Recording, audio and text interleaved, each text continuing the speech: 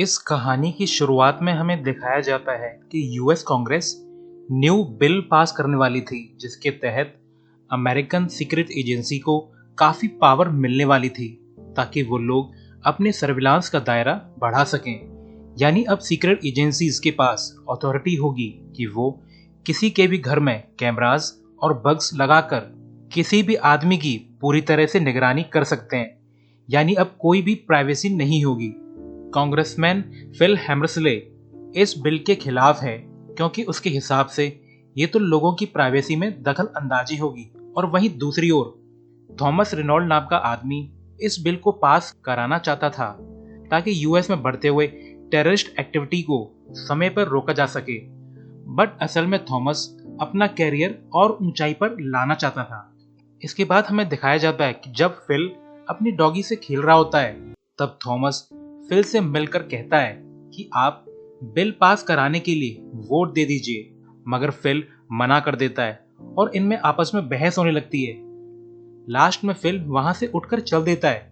यहाँ पर थॉमस का डेविड प्रेट नाम का एक आदमी मौजूद है और वो एनएसए का एक रोग एजेंट है। जब कांग्रेसमैन फिल यहाँ से जा रहे होते हैं अपनी कार की तरफ तो डेविड पीछे से फिल की गर्दन में एक सिरिंज से पॉइजन इंजेक्ट कर देता है और फिर डेविड फिल को कार में लिटाकर हार्ट अटैक की गोलियां कार में गिरा देता है और कार को रिवर्स गियर में डालकर छोड़ देता है जिससे कार रिवर में डूब जाती है। दरअसल डेविड ने ऐसा इसलिए किया ताकि फिल की डेथ एक्सीडेंट लगे, न कि मर्डर। नेक्स्ट सीन में हमें फिल की मर्डर वाली जगह पे काफी सारे एफबीआई वाले और पुलिस वाले दिखाई देते हैं। फिल की कार को बाहर निकाल लिया जाता है और इस बीच न्यूज रिपोर्टर भी रिपोर्ट कर रहे होते हैं कि कांग्रेसमैन फिल की डेथ हार्ट अटैक से हुई है। और जब ये सब हो रहा होता है तभी रिवर की दूसरी तरफ एक आदमी कार लेके आता है। इस आदमी का नाम डैनियल है और ये एक वाइल्ड लाइफ रिसर्चर है। डैनियल रिवर के किनारे पर मौजूद बॉक्स में से एक वीडियो कैमरा निकालकर उसमें एक वीडियो टेप निकाल लेता है और न्यू टेप लगाकर वापस उसी बॉक्स में लगा देता है।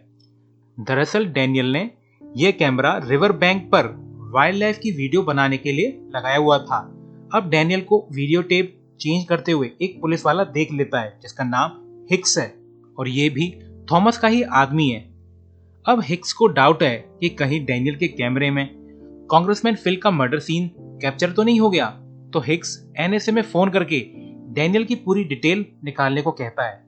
फिर हमें एनएसए का हेडक्वार्टर दिखाया जाता है जिसमें थॉमस के ऑफिस में एक एजेंट थॉमस को रिपोर्ट करता है कि डैनियल जेविट नाम के वाइल्ड लाइफ रिसर्चर के वीडियो मोशन कैमरा में कांग्रेसमैन फिल का मर्डर रिकॉर्ड होने की पॉसिबिलिटी है। तो थॉमस ऑर्डर देता है कि वो टेप ले आओ और सारे एविडेंस मिटा दो। वहीं दूसरी तरफ अपने घर में डैनियल कंप्यूटर पर वो वीडियो टेप देख रहा होता है, मगर उसकी नजर टीवी पर चली जाती है जिसमें कांग्रेसमैन की डेथ के ऊपर न्यूज रिपोर्ट चल रही होती है। वो देखता है, अरे ये गाड़ी तो मेरे टेप रिकॉर्डिंग में भी मौजूद थी, तो इंसिडेंट मेरे कैमरे में पूरी तरह रिकॉर्ड हो गया होगा। फिर डैनियल उस वीडियो टेप को ध्यान से देखता है तो उसे पता चल जाता है कि कांग्रेसमैन फिल का तो मर्डर हुआ है। तो ये सब देखकर डैनियल काफी खुश होता है कि वो इस टेप को बेचकर काफी पैसे कमा सकता है। तो डैनियल एक एंटी वॉर एक्टिविस्ट लैनी ब्लूम को फोन करके बताता है कि मेरे पास एक तगड़ी न्यूज है कांग्रेसमैन फिल के मर्डर से रिलेटेड। तो लैनी कहता है कि जल्दी से टेप लेकर मेरे ऑफिस आ जाओ। और इन दोनों की फोन पर बातचीत को एनएसए हेडक्वार्टर में लोग सुन लेते हैं क्योंकि डैनियल पर जरा सा भी शक होते ही थॉमस ने एनएसए की पावर यूज करके डैनियल के फोन को टैप करवा दिया था। अब जैसे ही एनएसए के ऑपरेटर फिडलर को ये सुनने को मिला वो एक सिक्योर लाइन पर थॉमस को कॉल करके कहता है कि सर, डैनियल की टेप में सच में कांग्रेसमैन फिल का मर्डर रिकॉर्ड हुआ है और डैनियल एंटी वॉर एक्टिविस्ट लैनी ब्लूम को टेप बेचने वाला है। वहीं डैनियल अपने घर पे इस वीडियो टेप को अपने कंप्यूटर पे कॉपी कर रहा होता है, मगर इसी वक्त उसे कुछ आवाज सुनाई देती है तो वो छुपकर दरवाजे से बाहर देखता है और बाहर काफी सारे एनएसए एजेंट मौजूद थे जिनमें डेविड भी शामिल था। तो डैनियल जब खिड़की से बाहर देखता है तो वहां भी कुछ एजेंट्स मौजूद थे। तो वो जल्दी से वीडियो टेप को कॉपी करके अपने साथ लेके यहाँ से भाग जाता है, मगर उसे एक एनएसए एजेंट देख लेता है और वो बाकी एजेंट्स को भी रेडियो पर रिपोर्ट करके बता देता है। इसके बाद एनएसए ऑपरेटर्स सैटेलाइट से डैनियल को ट्रैक करने लगते हैं और अब डैनियल के पीछे काफी सारे एजेंट्स पड़े हुए हैं। इसके बाद डैनियल एक मार्केट से भागता हुआ एक शॉप में घुस जाता है जहां पर एनएसए की सैटेलाइट डैनियल का रियल टाइम लोकेशन नहीं चेक कर पा रही होती और फिर डैनियल शॉप में एक आदमी से मिलता है जिसका नाम रॉबर्ट डीन है और ये एक लेबर लॉयर है। दरअसल डीन और डैनियल एक ही कॉलेज में पढ़ा करते थे तो दोनों एक दूसरे को पहचान लेते हैं। डैनियल डीन से हेल्प मांगता है और इस वक्त डीन डैनियल को अपना बिजनेस कार्ड भी देता है, मगर तभी वहां पर दो लड़कियां आ जाती हैं जिससे डीन का ध्यान भटक जाता है और इसका फायदा उठाकर डैनियल डीन के शॉपिंग बैग में एक पैकेट डाल देता है जिसमें वो वीडियो टेप था और फिर डैनियल यहाँ से भाग जाता है और शॉप के बाहर आते ही वो सैटेलाइट पर फिर से दिखने लगता है और एजेंट्स उसका पीछा करते हैं और इसी चेज में डैनियल की साइकिल एक फायर फाइटर वाली गाड़ी के सामने आ जाती है जिससे डैनियल मारा जाता है। एजेंट फिर उसकी बॉडी को चेक करते हैं मगर एजेंट्स को वहां पर टेप नहीं मिलती, मगर उन्हें वहां पर रॉबर्ट डीन का विजिटिंग कार्ड मिल जाता है और ये सब सीन दूर से डीन भी देख लेता है। अब अपनी फ्रेंड की डेथ पर डीन अच्छे मूड में नहीं होता तो खराब मूड से ही वो अपने घर लौट आता है जहां पर उसका बेटा अपने एक फ्रेंड के साथ धुआंधार वीडियो गेम खेल रहा होता है। तो डीन घर के अंदर जाकर देखता है कि उसकी वाइफ टीवी देख रही है जिस पर प्राइवेसी बिल पर न्यूज चल रही होती है और इस न्यूज को देखकर डीन की वाइफ भड़क रही होती है कि गवर्नमेंट को अगर फोन टैप करने हैं तो क्रिमिनल्स के करें, मगर उन्हें नॉर्मल इनोसेंट लोगों के फोन टैप करने की अथॉरिटी मिलकर अच्छा नहीं हो रहा, ये तो प्राइवेसी एक्ट का उल्लंघन है।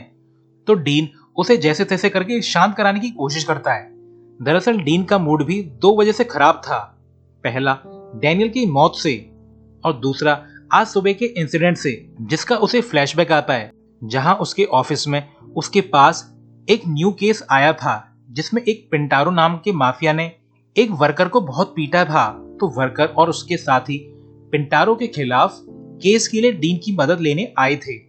तो डीन उन वर्कर्स को तसल्ली देता है कि वो इस केस की छानबीन करेगा। इसके बाद भी डीन का फ्लैशबैक कंटिन्यूड था जहां पर डीन अपनी एक इन्फॉर्मर रेचर से मिलता है जिससे डीन को पिंटारो के खिलाफ एक एविडेंस वीडियो टेप मिलता है। इसके बाद डीन पिंटारो के अड्डे पर पहुंच जाता है और पिंटारो को वीडियो टेप दिखाता है और कहता है कि उन वर्कर्स की प्रॉपरली बकाया सैलरी प्रोवाइड करो और उनसे माफी मांगो। मगर पिंटारो भी माफिया का हेड है, वो डीन से टेप छीन लेता है और कहता है कि अगर एक हफ्ते के अंदर तुमने मुझे ये नहीं बताया कि ये टेप किसने बनाकर तुम्हें दिया है तो मैं तुम्हें मार दूंगा। और फिर डीन का ये फ्लैशबैक खत्म हो जाता है और अब डीन काफी वरिड है कि कहीं पिंटारो उसके और उसकी फैमिली के साथ कुछ कर न दे और वो इस बात से पूरी तरह बेखबर है कि वो पिंटारो से कहीं ज्यादा खतरनाक लोगों की नजर में आ चुका है क्योंकि उसका विजिटिंग कार्ड अब एनएसए एजेंट्स को डैनियल की बॉडी से मिल गया था। फिर हमें एनएसए के हेडक्वार्टर में थॉमस दिखाया जाता है जिसे एक एजेंट रिपोर्ट करता है कि डैनियल मारा गया। वो लैरी ब्लूम से मिल नहीं पाया था और वो इस चीज में किसी आदमी से कांटेक्ट में नहीं आया सिवाय एक रॉबर्ट डीन के जो कि एक लेबर लॉयर है। और हमें डैनियल के कंप्यूटर से वीडियो की कॉपी मिल चुकी है जिसे हमने डिस्ट्रॉय कर दिया है। तो थॉमस ऑर्डर देता है कि पता लगाओ कि डीन इस बारे में क्या जानता है और तुम लोग जरूरी मेजर्स ले सकते हो अगर जरूरत पड़े तो। इसके बाद एनएसए वाले डीन की डिटेल निकालने में लग जाते हैं। वहीं डीन के घर पे डीन की वाइफ और बच्चे एक गेट टुगेदर में जा रहे होते हैं और इसी वक्त एनएसए ऑपरेटर ने डीन की पूरी जन्म कुंडली निकाल ली होती है। वो लोग चेक करते हैं कि डीन सबसे ज्यादा बार किसे कॉल करता है तो डीन की इन्फॉर्मर रेचल का नाम सामने आ जाता है। इन्हें यह पता चलता है कि डीन और रेचल एक दूसरे को पसंद किया करते थे। फिर ये लोग डीन और रेचल के बैंक अकाउंट चेक करते हैं और देखते हैं जितना पैसा डीन के अकाउंट से निकाला जा रहा है उतना ही अमाउंट रेचल के अकाउंट में डिपॉजिट हो रहा है। फिर ये लोग डैनियल की डेथ वाले दिन की सैटेलाइट से ली गई सभी फुटेज को चेक करते हैं जहां से डैनियल होके गुजरा था, मगर उन्हें कुछ खास नहीं मिलता। मगर उन्हें एक शॉप के सीसीटीवी में डैनियल मिल जाता है जहां डैनियल डीन से मिला था और डीन के शॉपिंग बैग में डैनियल ने कुछ डाला था। और फिर ये लोग कंप्यूटर पर डीन के बैग के इमेज को इनहेंस करके देखते हैं, डैनियल के टेप डालने से पहले और बाद की, और शॉपिंग बैग में इन्हें पहले से कुछ बड़ा नजर आता है। तो ये लोग कंफर्म करने के लिए अपने एजेंट्स डीन के घर भेजते हैं, जो कि डीन के घर पे एज अ पुलिस डिटेक्टिव बनकर मिलते हैं। तो डीन उन्हें घर के अंदर ले आता है। डेविड डीन से पूछता है कि डैनियल ने तुम्हें मरने से पहले कुछ दिया था क्या, क्योंकि डैनियल कुछ सेंसिटिव इंफॉर्मेशन लेके भागा था, जिसकी वजह से पुलिस उसके पीछे पड़ी थी। तो डीन कहता है जी नहीं, मुझे तो डैनियल ने कुछ भी नहीं दिया था। तो एक एजेंट डीन से पूछता है कि आप एक सेक्सी लिंगरी शॉप में किस लिए गए थे। तो डीन काफी चिढ़ के कहता है, हाँ मैं तो अपने लिए लिंगरी खरीदने गया था, मुझे हॉलिडे वाले दिन ऐसे सेक्सी कपड़े पहनने में बहुत मजा आता है, क्या बकवास कर रहे हो। डेविड डीन से कहता है कि हम आपके सामान की तलाशी लेना चाहते हैं, मगर डीन साफ साफ मना कर देता है कि बिना वारंट के तो बिल्कुल नहीं। फिर एजेंट्स यहाँ से चले जाते हैं। फिर डीन जल्दी से सभी शॉपिंग बैग्स को खाली करके देखता है, मगर बैग्स में उसे कुछ भी एक्स्ट्रा नहीं मिलता। वही एनएसए हेडक्वार्टर में एक मीटिंग चल रही होती है, जहां पर थॉमस अपने लोगों से कहता है कि टेप डीन के पास हो या न हो, तुम लोग डीन को सोशली बर्बाद कर दो, उसे किसी भी झूठे केस में फंसा दो, उसे सोशली इतना गिरा दो कि अगर वो टेप लेकर कहीं जाए भी तो लोग डीन को झूठा और घटिया आदमी समझकर डीन पर ध्यान न दें। उसी रात डीन अपनी बीवी बच्चों के साथ कार से कहीं क्रिसमस मनाने जा रहा था, और इसी वक्त एनएसए एजेंट चोरी छुपे उसके घर में पहुंच जाते हैं और घर पे हिडन कैमरास और बग लगा देते हैं, क्योंकि वो लोग डीन की ऑडियो वीडियो जानकारी रखना चाहते थे। फिर जब डीन और उसकी फैमिली घर लौटकर आते हैं तो वो देखते हैं किसी ने उनके घर की बुरी हालत कर दी है। और फिर एनएसए वाले डीन के ऑफिस के लॉकर रूम में जाकर डीन की वॉच, फोन और पेन सब चेंज कर देते हैं, और सभी में इन लोगों ने बग्स लगा दिए थे। यानी एनएसए के सामने डीन की लाइफ अब खुली किताब है, वो जब चाहें जो चाहें देख सुन सकते हैं। फिर एनएसए वाले एक लास्ट एक्ट और करते हैं, वो मीडिया में खबर फैला देते हैं कि रॉबर्ट डीन के रेचल के साथ एक्स्ट्रा मैरिटल अफेयर चल रहे हैं। जब डीन अपने ऑफिस में था तो उसे रेचल का फोन आता है। वो काफी दुखी होकर बताती है कि डीन, तुमने तो मुझे पूरी तरह से बर्बाद कर दिया, तुम्हारी वजह से मीडिया में मेरी बेइज्जती हो रही है, और तो और मुझे मेरी नौकरी से भी निकाल दिया गया है। डीन रेचल को समझाने की कोशिश करता है, मगर रेचल फोन काट देती है। फिर डीन को उसकी लॉयर फर्म के हेड अपने ऑफिस में बुलाते हैं और उसे झूठे केस में फंसाकर नौकरी से निकाल दिया जाता है। इसके बाद डीन खराब मूड से जब घर लौटता है तो वो देखता है उसकी वाइफ न्यूज़पेपर पढ़ रही थी, जिसमें डीन और रेचल के बारे में लिखा हुआ है। डीन की वाइफ ये सब देखकर रोने लगती है और दोनों में बड़ी जोर से झगड़ा हो जाता है। डीन की वाइफ फिर डीन को घर से निकाल देती है, और इस सब को एनएसए वाले हिडन कैमरा से देख रहे थे। अब डीन के पास रहने के लिए कोई भी जगह नहीं थी, तो वो होटल जाता है और रूम बुक करने के लिए कहता है, मगर अब उसके क्रेडिट कार्ड और बैंक अकाउंट भी लॉक किए जा चुके थे। और इसी वक्त एक आदमी डीन का सूटकेस भी चुरा लेता है। तो अब डीन काफी गुस्सा है कि उसके साथ ऐसा कौन कर रहा है। दरअसल डीन को अभी तक लग रहा होता है कि शायद पिंटारो माफिया उसके पीछे पड़ा है। तो डीन पिंटारो के ऑफिस जाता है ताकि उससे मिलकर मामला सेटल कर ले, मगर वहां से पिंटारो का आदमी डीन को ये कहकर भगा देता है कि पहले ये बताओ तुम्हें टेप कहां से मिला था, तभी हमारा बॉस तुमसे मिलेगा। और यहाँ पर बात पिंटारो के टेप की हो रही थी, फिल मर्डर टेप की नहीं, क्योंकि फिल मर्डर टेप का तो डीन को अभी तक पता ही नहीं है। वो तो शुरुआत से ही इसे पिंटारो का बदला समझ रहा था। नेक्स्ट सीन में डीन रेचल को कॉल करके मिलने के लिए बुलाता है। डीन और रेचल एक जगह पर मिलते हैं और इसी वक्त एनएसए वाले इन पर नजर रख रहे थे। रेचल अब काफी दुखी है क्योंकि उसकी इतनी बदनामी हुई और उसकी नौकरी भी चली गई। तो डीन कहता है, क्या तुम मुझे ब्रिल से मिलवा सकती हो जिससे तुम्हें इन्फॉर्मेशन मिलती है, उसने ही तुम्हें टेप दिया था ना। और इसी बातचीत को एनएसए वाले भी सुन रहे होते हैं। तो वो लोग ब्रिल और टेप वर्ड सुनकर ब्रिल नाम के शख्स की खोजबीन में लग जाते हैं। और वहीं डीन के बार बार कहने पर रेचल डीन को ब्रिल से मिलवाने के लिए तैयार हो जाती है। रास्ते में रेचल डीन को बताती है कि असल में वो तो कभी ब्रिल से मिली ही नहीं, वो इन्फॉर्मेशन लेने के लिए एक फेरी में सीट नंबर 32 के नीचे इन्वेलप लगा देती थी और इसी तरह हम लोग कांटेक्ट करते थे। तो डीन भी ऐसा ही करता है। वो फेरी पर सीट नंबर 32 पर बैठ जाता है, मगर टाइम पर कोई नहीं आता। तो वो फेरी से उतर के एक वॉशरूम जाता है। तो वहां एक आदमी डीन को मिलता है। वो एक डिवाइस से डीन की बॉडी को स्कैन करता है। तो जब डिवाइस डीन के पास होती है तो डिवाइस बीप करने लगता है। वो आदमी कहता है कि उन लोगों ने तुम्हारे ऊपर बग्स लगा रखे हैं। तो डीन पूछता है, कौन लोग? मगर वो आदमी इसका जवाब नहीं देता। फिर ये लोग टैक्सी से बैठकर यहाँ से निकल जाते हैं। वो आदमी पूछता है कि तुम डैनियल के बारे में क्या जानते हो और डैनियल ने तुम्हें क्या दिया था? तो डीन कहता है, मुझे डैनियल ने कुछ नहीं दिया। और तुम बताओगे कि असल में हो क्या रहा है? और इसी वक्त टैक्सी को एक आदमी कार से फॉलो कर रहा होता है, जिससे ये आदमी टैक्सी को तेजी से भगाने लगता है और टैक्सी फिर एक जगह पर ठुक जाती है। तो वो आदमी डीन पर गन पॉइंट करके फिर से पूछता है कि डैनियल ने तुम्हें कुछ दिया था क्या? मगर तभी हॉर्न की साउंड की वजह से उस आदमी का ध्यान भटक जाता है, जिसका फायदा उठाकर डीन कार से उतर के भाग जाता है और फिर एक होटल में जाता है। मगर वहां पर एक आदमी डीन पर गन पॉइंट करके एलिवेटर में जाने के लिए कहता है। इसके बाद लिफ्ट में वो आदमी डीन को नीचे गिरा के उसकी बॉडी से हिडन बग्स निकालने लगता है। तभी हम देखते हैं कि एनएसए की स्क्रीन पर दिखाया जा रहा था कि डीन की बॉडी पर 6 बग्स हैं और उस आदमी ने 3 बग्स डिस्ट्रॉय कर दिए हैं। तो एनएसए वाले जल्दी से अपने एजेंट्स इधर भेजने लगते हैं, क्योंकि उनको लगता है कि डीन को अब कोई सपोर्ट कर रहा है। वहीं डीन को ये आदमी अपने आप को एज अ ब्रिल इंट्रोड्यूस करता है। यानी इससे पहले डीन को जो आदमी मिला था वो एनएसए का एजेंट था और वो डैनियल वाली टेप लेने आया था।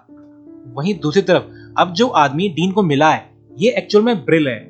वो डीन को लिफ्ट से निकालकर बिल्डिंग की रूफ पर ले जाता है और कहता है, कौन हो तुम? किसके लिए काम करते हो? और तुम मुझसे मिलना क्यों चाहते थे?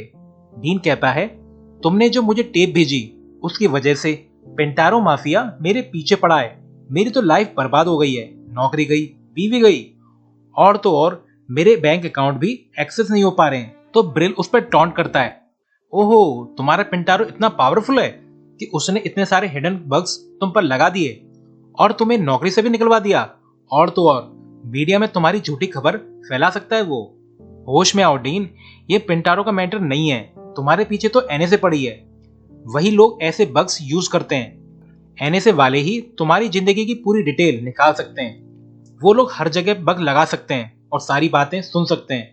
मेरी मानो तो अपने कपड़े, जूते वगैरह सब चेंज कर दो, और अगर तुम मेरे और रेचर के पास दोबारा आए तो मैं तुम्हें मार दूंगा, क्योंकि तुम अब एक बॉम्ब की तरह हो, जिसके भी कांटेक्ट में आओगे उसे एनएसए बर्बाद कर देगी।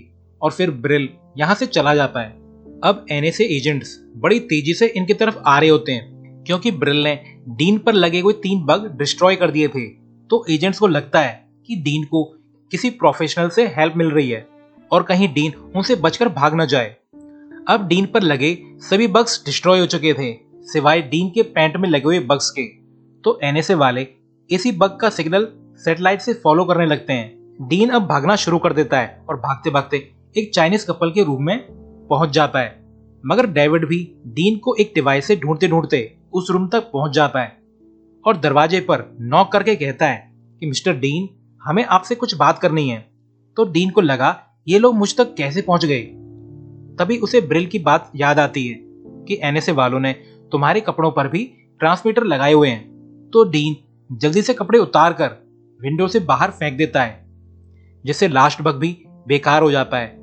इसके बाद डीन अब अपने अंडरवियर और बनियान में ही बालकनी से भागने लगता है और फिर डीन एक दूसरे रूम की बालकनी पर कूदकर अंदर चला जाता है और रूम में आग लगा देता है, जिससे होटल में फायर अलार्म बजने लगता है।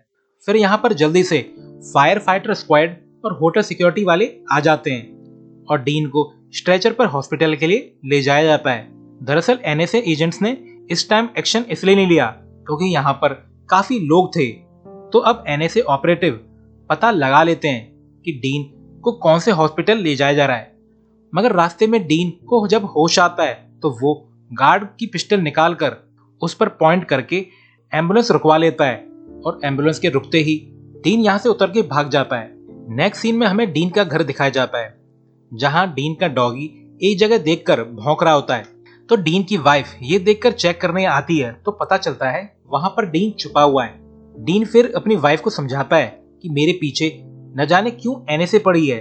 फिर डीन को याद आता है जब वो डैनियल से मिला था, तब डैनियल किसी से छुपकर भाग रहा था और फिर उसकी डेथ हो गई। शायद डैनियल इन्हीं लोगों से छुपकर भाग रहा होगा। फिर डीन को याद आता है कि उसकी वाइफ ने जो ड्रेस पहन रखी है, ये ड्रेस तो डीन उसी दिन खरीद के लाया था।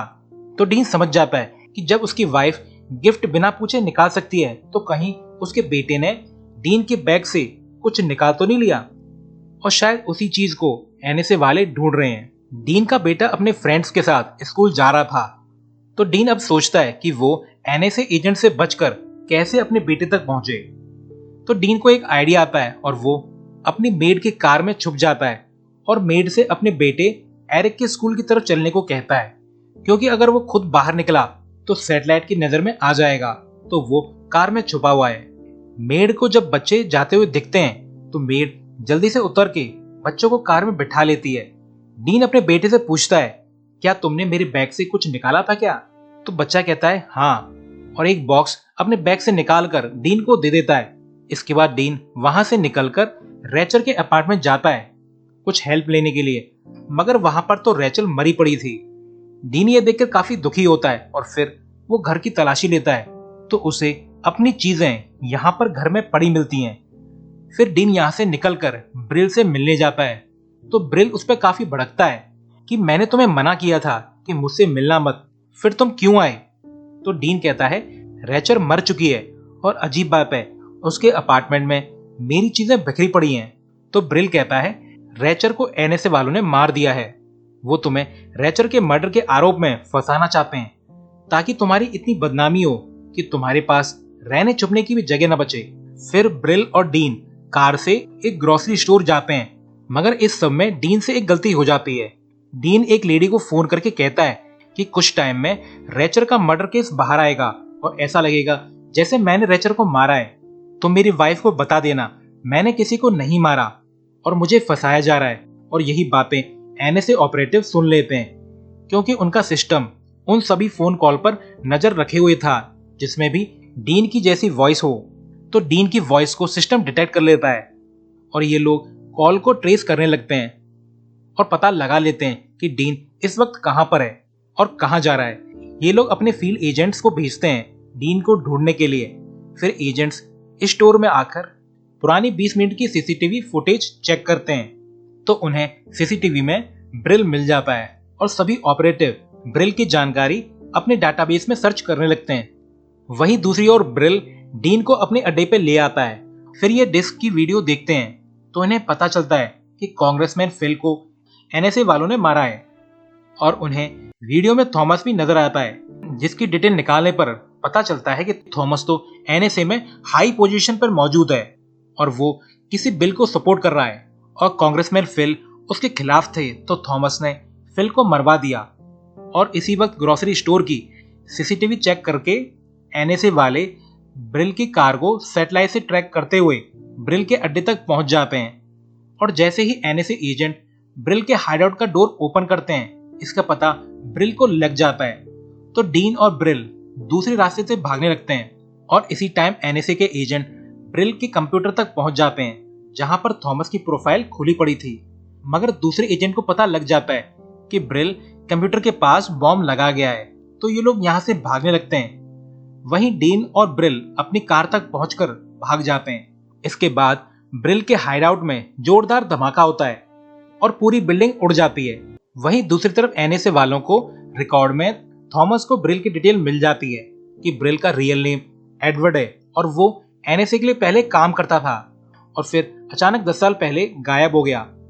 और इसी बीच एक रेस्टोरेंट में ब्रिल अपनी कहानी डीन को बता रहा होता है कि मैं और रेचल के पिता एक साथ काम किया करते थे, मगर उन्होंने मेरी जान बचाने के लिए अपनी जान गंवा दी, तो मैं उनका कर्ज अदा करने के लिए रेचल का ध्यान रखा करता था।